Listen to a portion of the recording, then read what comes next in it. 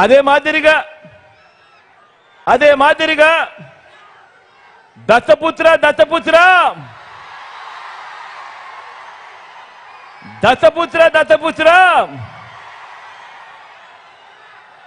పెళ్లికి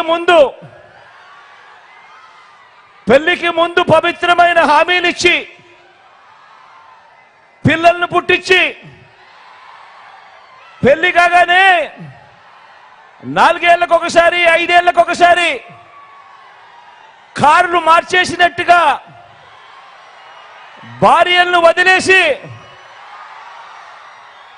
ఇప్పుడు నియోజకవర్గాల్ని కూడా అలవోకగా వదిలేస్తా ఉన్నావు. ఏం మనిషివయ్యా నువ్వు అని చెప్పి ఆయనను అడిగా. అందుకే దత్తపుత్రుల్లో కూడా ఈ మధ్య కాలంలో బీపీ బాగా కనిపిస్తా ఉంటది.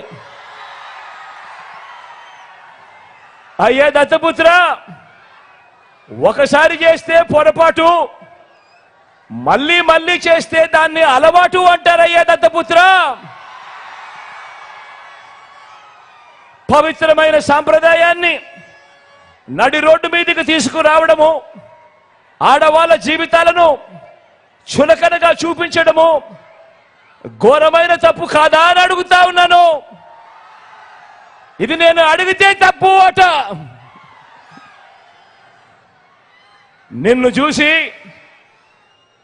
చూసి ఇదే తప్పు ప్రతి ఒక్కరూ కూడా చేయడం మొదలు పెడితే, ఇలా 5 ఏళ్లకొకసారి 4 ఏళ్లకొకసారి భార్యలను మార్చడం మొదలు పెడితే అక్క చెల్లెమ్మల బ్రతుకులేం కావాలి అని కనీసం ఆలోచన కూడా చేయని ఈ పెద్ద మనిషిని నువ్వు చేస్తా ఉన్నది తప్పు కదయా అని అంటే చాలు, ఆ పెద్ద మనిషిలో కూడా బీపీ విపరీతంగా పెరిగిపోతుంది. ఇలా ఊగిపోతా ఉంటాడు. చేతులు ఊపేస్తాడు, కాళ్ళు ఊపేస్తాడు, తల ఊపేస్తాడు, అన్ని ఊపేస్తాడు. ఆయన బీపీని అసలు తట్టుకోలేము.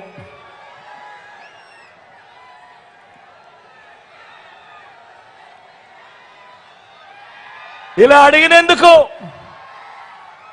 అడిగినందుకు చంద్రబాబుకు కోపం, ఇలా అడిగినందుకు దత్తపుత్రుడికి కోపం, ఇలా అడిగినందుకు